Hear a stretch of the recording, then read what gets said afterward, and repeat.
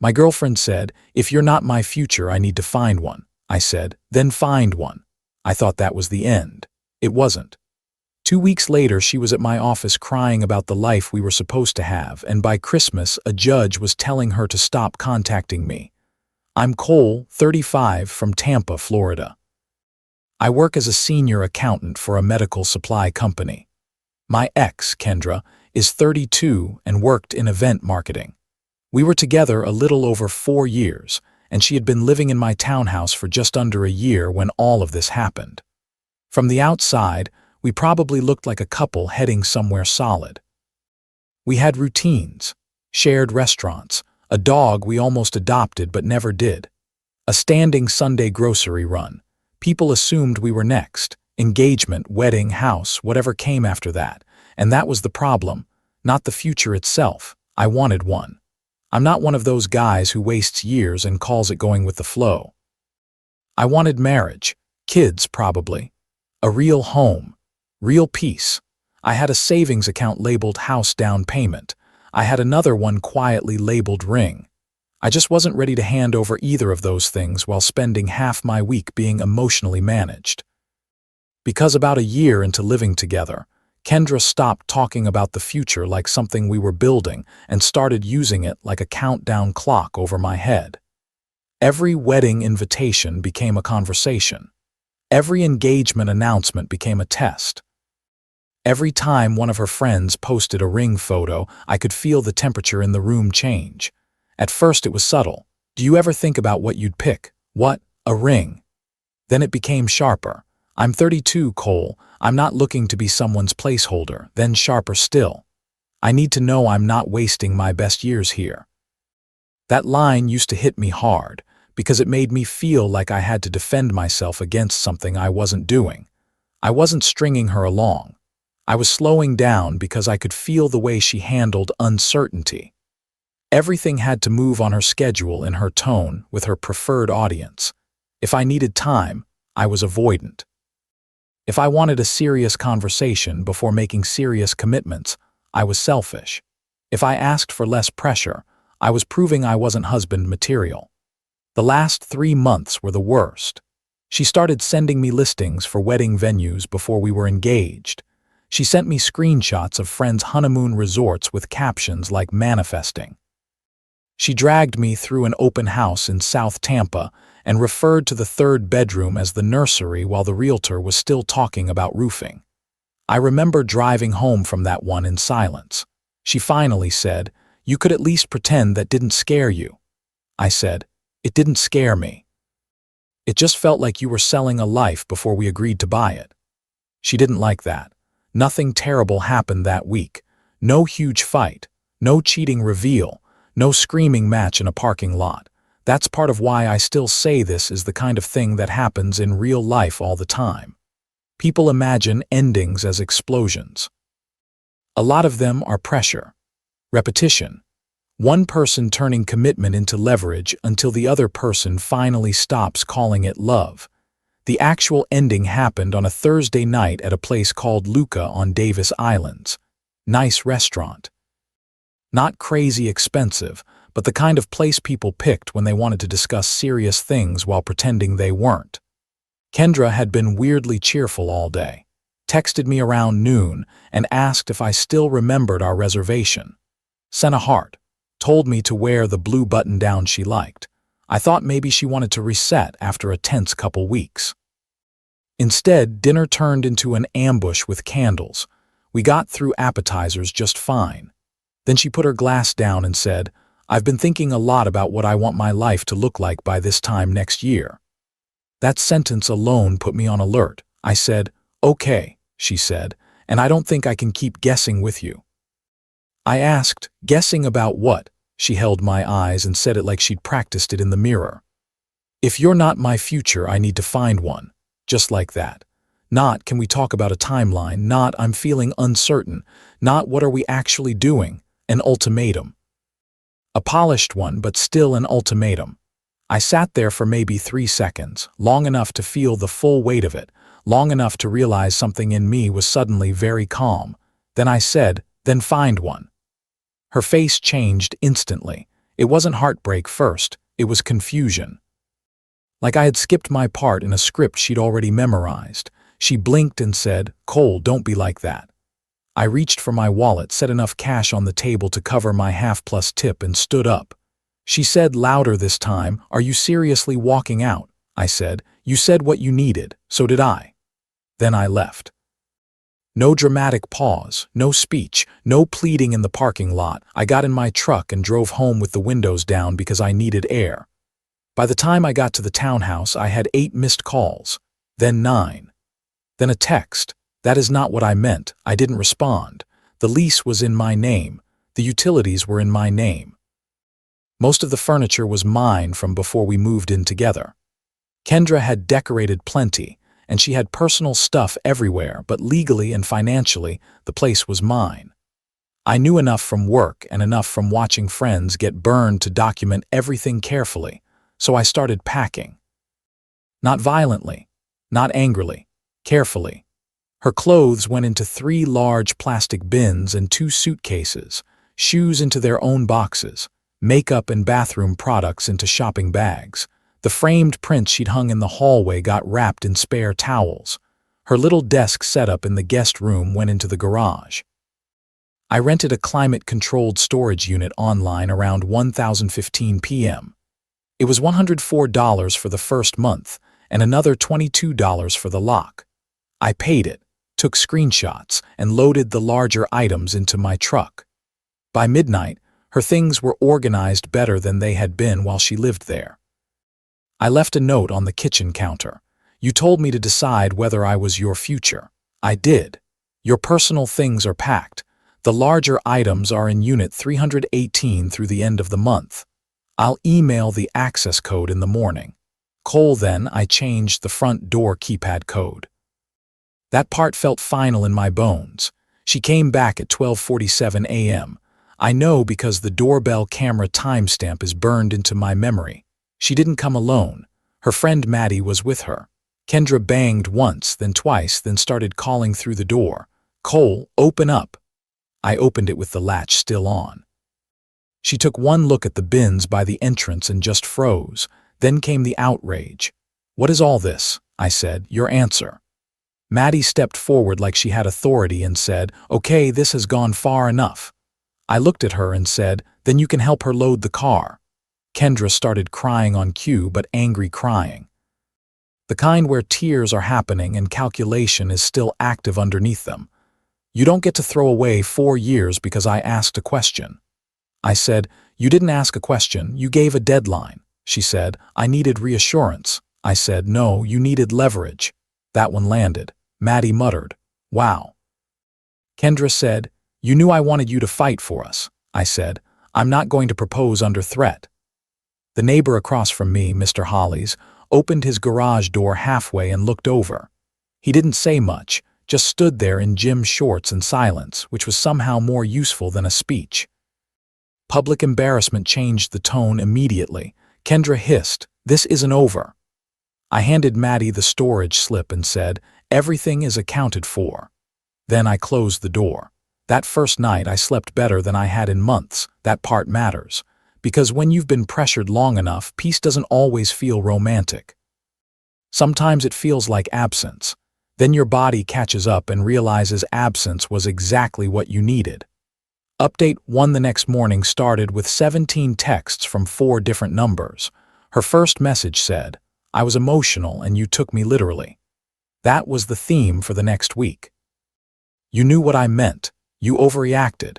You've always been scared of commitment. I can't believe you humiliated me like this. Call me like a man," I replied one time. "You told me if I wasn't your future, you'd find one. I took you seriously. Please stop contacting me." Then I blocked every number. By Saturday, the flying monkeys had arrived. First it was Maddie, who sent me a 3-paragraph text about how Kendra had only spoken from fear and every woman deserved certainty. Then it was Kendra's cousin Austin on LinkedIn, which was honestly impressive in a pathetic way.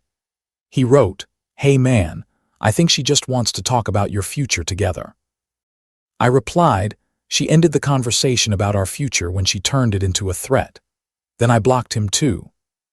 Sunday morning, I went to a coffee shop I liked near Hyde Park, and Kendra was already there, sitting outside with sunglasses on and her laptop open, like she had simply drifted into my regular weekend spot by accident. I turned around and left before she could stand up. That afternoon, she showed up at the townhouse while I was repainting the guest room. Doorbell camera caught her trying the old code 3 times before she texted from a new number, "You changed it. You're really locking me out." I replied, "Your things are packed. The lease is mine. I'll forward your mail." She answered, "This is basically an eviction." I didn't respond because it wasn't, and because I wasn't going to start debating legal definitions by text with a woman who had tried to negotiate a proposal through emotional blackmail. Tuesday, she sent flowers to my office.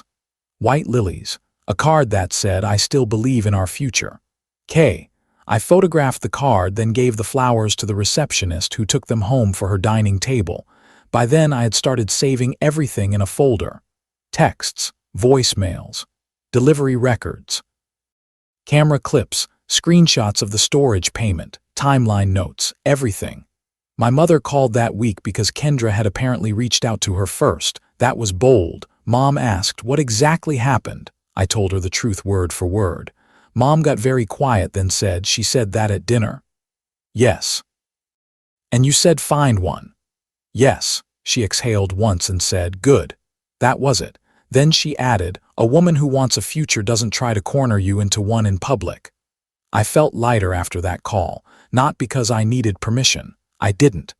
But because it reminded me I wasn't crazy for hearing the ultimatum for what it was. Work got busy in a good way around then. My boss put me on a new forecasting project that came with more visibility and a raise if it went well. I also started running again, mostly because I needed somewhere to put the extra adrenaline every time a blocked number buzzed my phone. That's the part people don't always understand. Even when you know you did the right thing, your nervous system still has to come down from the chaos. Update: 2.5 weeks after the restaurant, things escalated. It started with a voicemail from Kendra that sounded shaky. "My dad's in the ER. I know you're mad, but I need you." I listened to it twice. Then I called her sister, Lauren, because I had her number from a family barbecue months earlier. I asked if her dad was okay. Lauren said, confused, "He's fine. He's at home watching golf." That was the moment something in me fully hardened, not out of cruelty, out of clarity. She was willing to invent emergencies to get a response. I forwarded everything I had to a local attorney my coworker recommended and paid $375 for a consultation. He looked at the texts, listened to the voicemail, watched the camera clips, and said, "You need to stop hoping this burns out on its own." He sent a cease and desist the next morning. That same week, Kendra showed up at my office building. Security called upstairs and said, "There's a woman down here saying she's your fiancé and she needs 5 minutes. Fiancé. That word actually made me laugh. I said, "She is not my fiancé. Please ask her to leave." She did leave, but not before dropping a sealed card at the front desk. I took a photo of it without opening it and added it to the folder. Then she posted something vague online about men who waste your time until your future expires.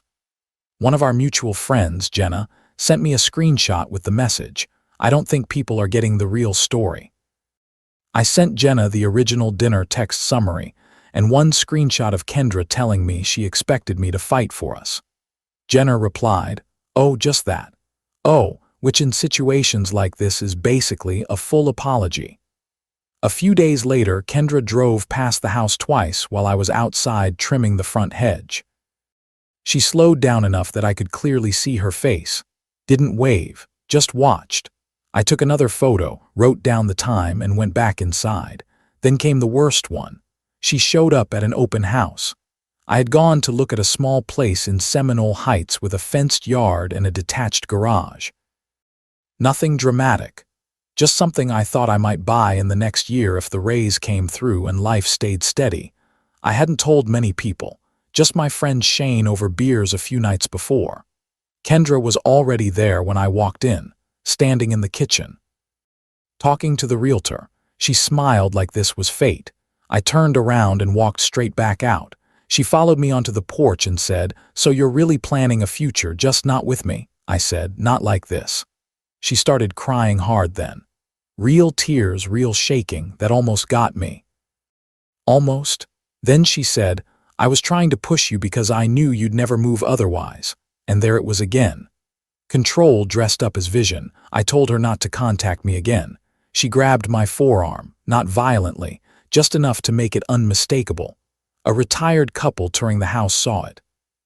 The husband said, "Ma'am, let him go." She let go. I got in my truck and left. That afternoon, my attorney told me to file a police report based on continued contact after the cease and desist plus the physical grab. So I did. Around that time, I started seeing someone slowly. Her name was Natalie. She was a middle school counselor and a friend of Shane's wife. We met at a backyard cookout. No sparks flying across the lawn, no movie scene, just easy conversation.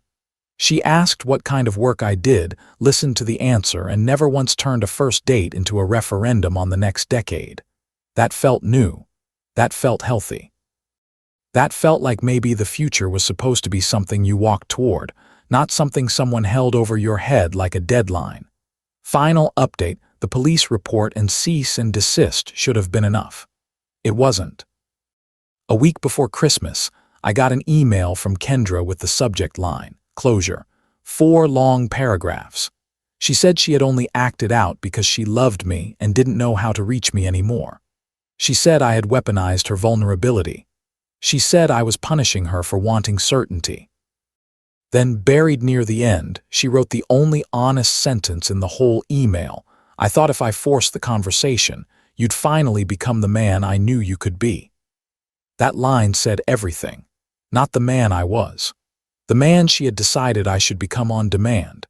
I replied with one sentence after my attorney approved it: "Do not contact me again." 2 days later, she was back outside the townhouse at 9:30 p.m. pounding on the door and crying loud enough that Mr. Hollies came out again, this time with his phone already in his hand. I did not open the door. Police came. I showed them the report, the cease and desist, the emails, the camera footage, the office visit notes, everything. Kendra tried to say she only wanted to talk one last time. One of the officers asked if I had already told her not to contact me. I said yes. He asked how many times. I said, enough that I started counting. She got a criminal trespass warning that night. After that, my attorney said it was time to stop treating this like a bad breakup and start treating it like documented harassment. So I filed for a protective order. The hearing was in January. Kendra came in wearing a navy dress and a soft expression like she had decided the role for the day was misunderstood woman who loved too much. Her attorney said she had been emotional after the sudden end of a long relationship and only wanted clarity about where things stood. My attorney slid the evidence over piece by piece. The restaurant summary I wrote the night it happened. The first blocked number texts, the office flower delivery, the fake voicemail, the cease and desist. The office visit where she called herself my fiancé, the open house incident, the closure email, the trespass warning. The judge spent extra time on the voicemail about her dad. Then he looked at Kendra and said, "Wanting marriage does not give you the right to harass someone into it." That sentence sat in the room for a second. Then he granted a 1-year protective order. No contact, no workplace visits, no third-party contact except through counsel. Stay away from my residence and place of employment. Kendra cried. Her attorney asked for some flexibility around mutual social settings. The judge said no. After the hearing, Kendra's mother caught up to me in the hallway. She looked tired.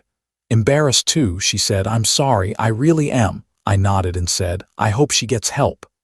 And I meant it. Because by then I wasn't angry anymore, not really, I was done. There's a difference. 3 months later, here's where things landed. The raise came through. I'm still at the company and the forecasting project turned into a promotion path. I bought the house in Seminole Heights, not the exact one from that day, but another one nearby with a fenced yard and a detached garage. Natalie and I are still seeing each other. Slowly. Normally. No countdowns. No traps, no speeches over candlelight. My kitchen is quiet. My weekends are mine. My future no longer feels like a performance review. That's the part I'd want somebody to hear if they were living through something similar. Wanting a future is normal. Wanting commitment is normal. Wanting clarity is normal. What's not normal is turning love into a hostage negotiation. What's not normal is forcing deadlines, staging pressure, recruiting other people, inventing emergencies and calling it vulnerability. That's not how you build a life with someone. That's how you make them dread one. Kendra kept saying she was fighting for our future. She wasn't. She was fighting for control over the timing, the image, and the outcome. The future itself never had a chance under that kind of pressure. The irony is, once I let go of the relationship she kept trying to force forward, my real future finally started to look clear. Not because I found somebody new right away. Not because everything got magically easy, but because peace makes room for the right things. A better home, better work, better conversations, better love. That's real life too. Sometimes the future you were scared to lose is exactly what shows up after you walk away from the person who kept using it against you. If you've ever dealt with someone pressuring you, testing you, or trying to force a future instead of building one with you, comment below and tell me what you think. And if this story hit home, subscribe, like, and share, and let me know whether you've faced something similar or what your opinion is.